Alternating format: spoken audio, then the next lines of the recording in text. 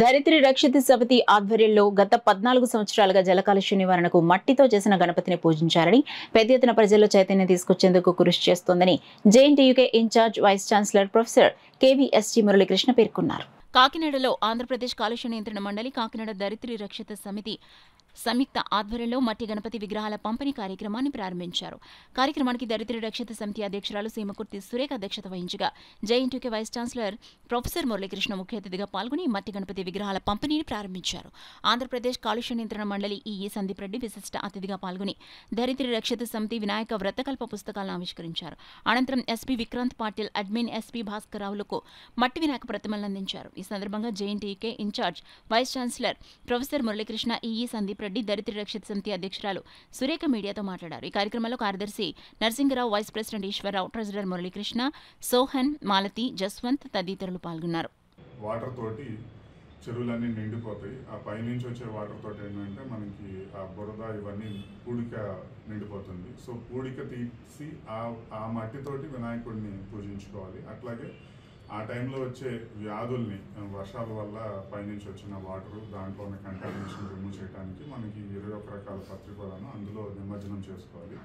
ఇది వినాయక చవితి యొక్క ముఖ్య ఉద్దేశం. మనం అది వదిలేసి పూడికి తీయటం మానేసి ప్లాస్టర్ ఆఫ్ ప్యారిస్తో చేసిన, అట్లాగే వివిధ రకాల మెటీరియల్స్ తోటి వాటికి వేసిన టాక్సిక్ పెయింట్స్ వీటితో చేసిన తీసుకెళ్ళి వాటర్ బాడీస్లో ఇమర్షన్ చేసి మనం కంటామినేట్ చేస్తున్నాము.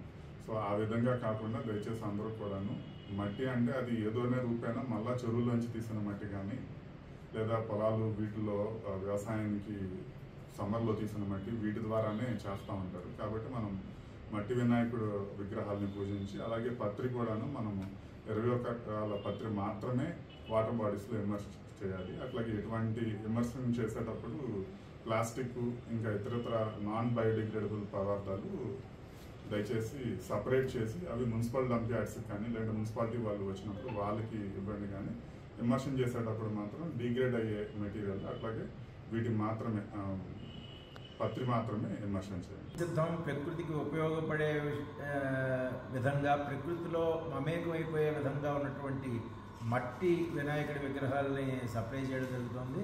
వీళ్ళు మొదట్లో స్టార్ట్ చేసినప్పుడే 5,000 అలా ఇచ్చేవారు. తర్వాత 10,000 విగ్రహాలు ఇవ్వడం నాకు తెలుసు. ఇవాళ ఇది మీకు 14 సంవత్సరాల తర్వాత 30,000 విగ్రహాలని వీళ్ళు మట్టి విగ్రహాలని సప్లై చేస్తున్నారు. మనకి యాక్చువల్ అంటే ఇండియాలో ఫ్యామిలీ సైజు 4.5 అని చెప్తాం. అంటే 1,00,000 ఫ్యామిలీస్ ఉన్నాయి అంటే 4.5 లక్షల మంది పాపులేషన్ ఉంటుందన్నమాట. ఇవాళ 30,000 విగ్రహాలు చేశారు అంటే 30,000 ఫ్యామిలీస్ ఈ వినాయకుడిని పూజిస్తున్నాయన్నమాట. అంటే సుమారు మీకు 1,30,000 మంది ప్రజలు వీటిని ఉపయోగిస్తున్నారని అర్థం. సో దీన్ని మించినటువంటి సేవ లేదు. దీని అంతటినీ కూడా మన జీవన శైలి ఇలాగే మార్చుకోవాలి. పర్యావరణ హితమైనటువంటి జీవన శైలి, సస్టైనబుల్ లైఫ్ స్టైల్స్ ఇలా చేసుకుని ఏం చేసినా ప్రవర్తత ప్రకృతి హితాయ పార్థివ అని రఘువంశంలో మహాకవి కాళిదాస్ చెప్పాడు. రాముడి వంశీకులు అందరికీ ఉన్న లక్షణం ఏంటంటే ప్రవర్తత ప్రకృతి హితాయ.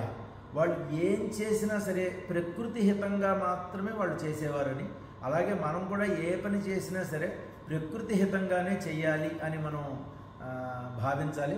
సో ఈ చేస్తున్నటువంటి ఏపీ పొల్యూషన్ కంట్రోల్ బోర్డుకి యాజ్ వెల్ యాజ్ ధరిత్రి రక్షిత సమితికి కూడా నేను మరొకసారి కంగ్రాచులేషన్స్ అండ్ బెస్ట్ విషెస్ చెప్తాను. కానీ ఈరోజు వ్యాపార దృక్పథంతో అందరూ కూడా కలర్డ్ గణేష్ ఐడియల్స్, టాక్సిక్గా తో చేసినటువంటి ప్లాస్టర్ ఆఫ్ పారిస్ అయితేనేమి, మెటాలిక్ కలర్స్ తోటి అయితేనేమి కంటికి ఇంపుగా ఉంటాయి, కానీ అవి మన ఆరోగ్యానికి చాలా చేటు చేస్తాయి. వీటన్నింటినీ కూడా నిమజ్జన సమయంలో నీళ్లలో వదలడం ద్వారా జల కాలుష్యం అవి తద్వారా మనం స్వీకరించడం ద్వారా కానీ జలచరాలు అన్నీ కూడా కలుషితం అవుతున్నాయి. మా ముఖ్య ఉద్దేశం ఏంటంటే జల కాలుష్యాన్ని నివారించడం కొరకు ఈ బొమ్మలను పంచడం జరుగుతుంది. ఈ రోజు నుంచి మొదలుకొని ప్రతి స్కూల్స్లోనూ కార్యాలయంలో అవేర్నెస్ క్యాంపెయినింగ్ నిర్వహించడం జరుగుతుంది. అదేవిధంగా పానుగుళ్ళు 6వ తారీఖు మెయిన్ ఈవెంట్ కలెక్టర్ గారు వస్తారని మేము ఆశిస్తున్నాము. అదేవిధంగా బాలాజీ చెరువు, సినిమా రోడ్డు తదితర ప్రాంతాల్లో కూడా, దేవాలయం వీధి ప్రాంతాల్లో కూడా భారీ ఎత్తున మేము ఈ వినాయక ప్రతిమలను పంచుతాం. ఈ అవకాశాన్ని అందరూ కూడా సద్వినియోగం చేసుకుని పర్యావరణ హితమైనటువంటి పండుగ జరుపుకోవాల్సిందిగా ఈ సందర్భంగా నేను కోరుకుంటున్నాను.